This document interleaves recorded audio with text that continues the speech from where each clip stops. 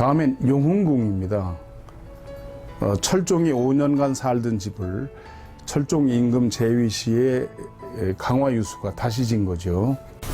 철종은 어떤 사람이냐면요, 1831년부터 1863년까지 살았으니까 한국 나이로 33세에 돌아갔습니다. 조선의 제25대 왕이고요. 제위 기간이 1849년부터 1863년까지 약 14년밖에 안 됩니다. 1844년 그때 헌종 때죠. 이복형 회평군인 이명이 옥사로 가족과 강화로 유배가 됐죠. 이 이명은 누구냐면 철종의 이복형입니다. 그 철종 아버지의 정실한테서 난 아들인데, 그 당시에 헌종이 자식이었기 때문에 헌종 10년에 이원덕, 최영이, 민진용 이런 사람들이 야, 이 사람을 앞으로 왕으로 추대하면 어떨까, 이런 논의를 했는데 그것이 발각이 됩니다. 그래서 아무 상관없는데 그냥 잡혀가지고 18살에 사형을 당해요. 그리고 나머지 가족들이 강화로 유배가 됐다, 그 말이죠. 참 기가 막힌 일이죠. 그런데 1849년 순조의 비, 그러니까 그 당시에 대왕 대비죠. 순원 왕후 명으로 궁중에 들어와라 해서 들어가가지고 덕원군의 책봉이 됩니다, 철종이.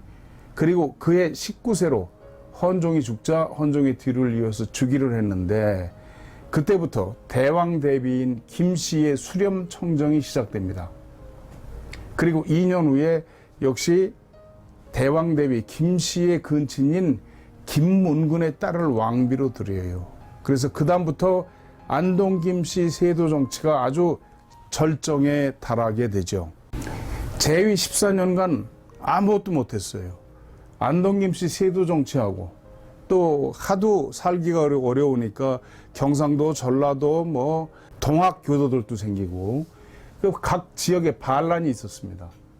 그런데도 8명의 부인을 두고 그 14년 동안에 여색에 빠져서 살다가 33세에 병사를 했어요. 그리고 여기도 후사가 없었기 때문에 나중에 대원군이 됩니다만 이하응의 아들이 왕위에 올랐습니다. 그 사람이 바로 조선의 고종이죠.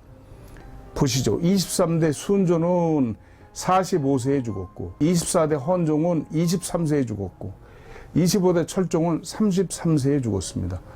이 세 사람을 다 합쳐도 100년이 안 돼요. 산 기간 모두가. 참 이시조선이 초기부터 아마 악업을 많이 져서 그렇지 않았나, 그런 생각이 듭니다. 용흥궁, 철종 임금이 귀양 가서 5년 살던 집에 다시 지은 데인데요. 여기가 고려궁터고요. 강화초등학교, 성공의 성당, 그 다음에 용흥궁, 이렇게 됩니다. 그래서 이 성공의 성당 그리고 용흥궁을 위주로 오늘은 말씀을 드릴까 합니다. 용흥궁 들어가서 한번 측정을 해봤습니다. 그렇죠? 철종 4년에 지금 같은 건물로 짓고서 용흥궁이라고 붙였다, 그 말이죠. 뒤에 후원처럼 돼 있고요. 본체입니다. 두루두루 측정을 해봤습니다. 네, 여기는 강화도에 있는 철종 임금이 사시던 집 용흥궁입니다. 여기를 측정을 해보겠습니다.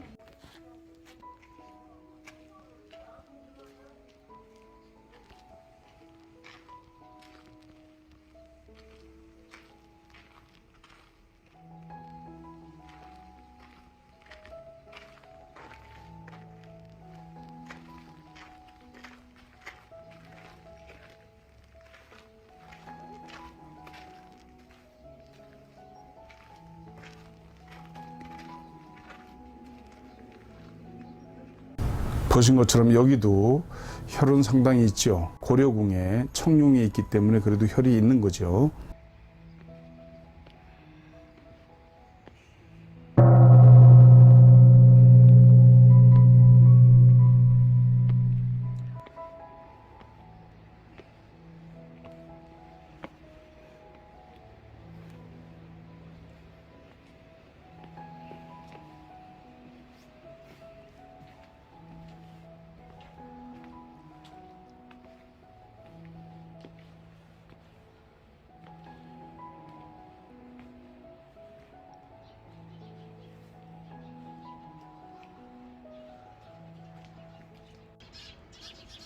여기는 강화도에 있는 성공회 성당입니다. 1900년에 지어진 건물입니다. 왼쪽으로는 고려 궁지가 있고요.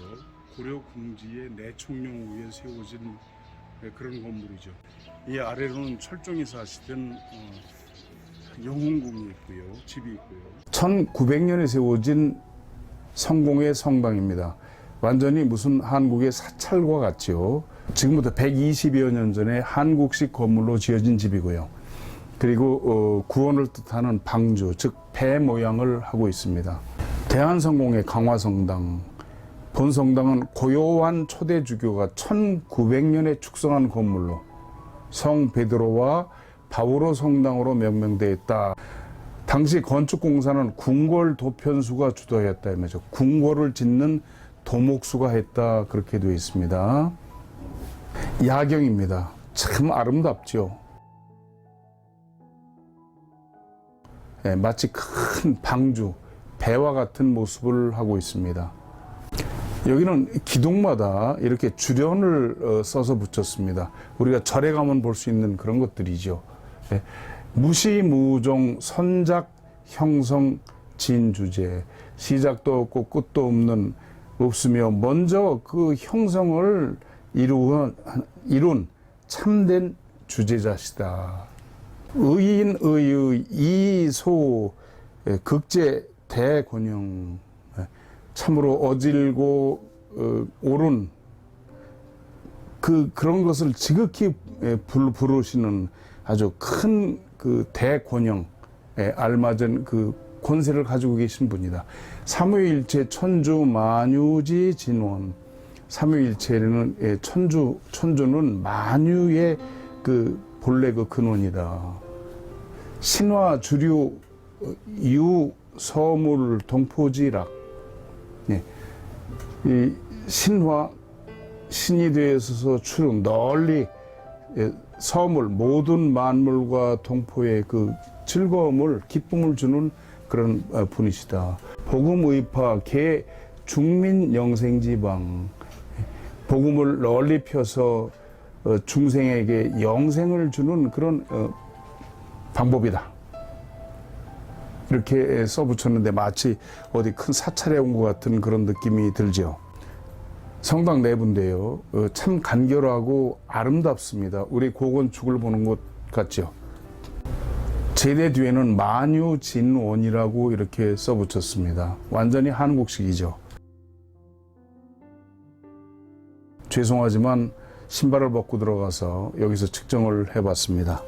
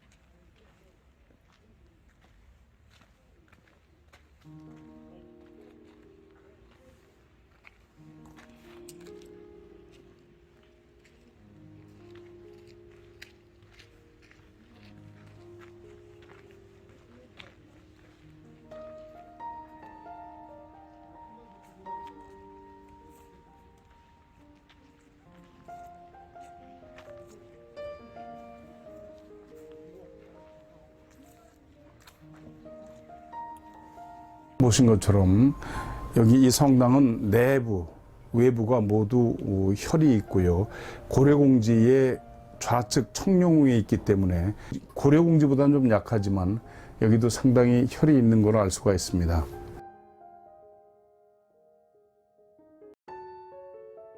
네, 월간역학은 1990년 7월 창간호를 냈습니다. 이게 그 표지인데요. 당시 정가는 한 권에 4,500원이었죠. 이 표지는 2022년 12월호입니다. 통권 390호입니다. 그러니까 창간에서 390개월 동안 단 한 번도 거르지 않고 월간역학이 발행됐다는 말씀이죠. 지금 정가는 12,000원이고요. 1년 정기 구독료는 12,000원 곱하기 12하면 14만 4천원이 됩니다. 저희 월간역학에는 이런 내용이 실리고 있습니다. 제가 주석을 다는 것 중에 주역, 맹자, 장자, 김종익 박사께서 하시는 아함경이 있습니다.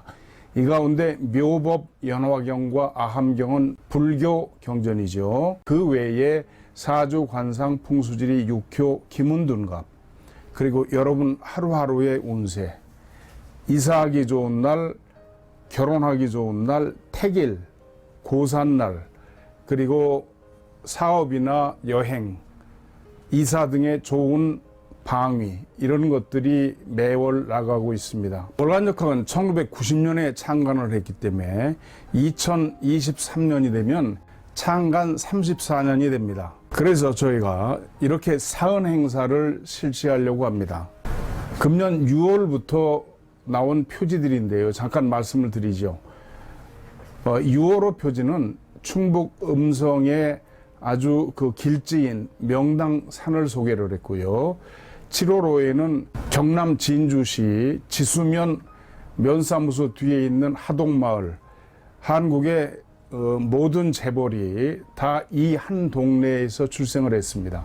그리고 8월호는 청와대 풍수를 논했습니다. 청와대에 저희가 직접 들어가서 풍수적으로 살펴보고, 그리고 관룡자, 수맥탐지봉 등으로 측정을 해서 그 내용을 소상하게 실었습니다. 9월에는 경기도에 잘 익은 논밭을 실었고요. 10월에는 충청북도 월악산에 있는 대광사라는 절 앞에 있는 개미치꽃을 실었습니다. 11월호에는 중국 산동성, 우리하고 아주 가깝죠. 산동박물관에 있는 부처님 상을 제가 직접 촬영한 것을 찍었고요. 12월호에는 우리나라의 금년에 나타났던 아주 아름다운 길조인 채운을 실었습니다. 그래서 지금 1년 정기 구독을 신청하시면 이런 사은품을 드립니다. 첫째, 6, 7, 8, 9, 10, 11월호까지를 무료로 드립니다. 6개월분입니다. 이 6개월분은 72,000원입니다. 그 다음에 저희가 국내에서 순 국산 황동으로 깎은 수맥탐사봉 6만원입니다. 그리고 수맥탐사봉 케이스 예쁘게 생겼는데요. 10,000원. 이렇게 해서 이게 70,000원이죠. 여러분께서 부담하실 금액은 14만 4천원 뿐입니다. 그러면 사은품을 첫째 6월부터 11월까지 6개월 72,000원어치 보내드리고요.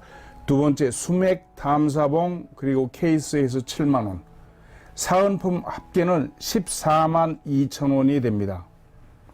거기다 월간역학 1년 14만 4천원 하면 28만 6천원이 되죠.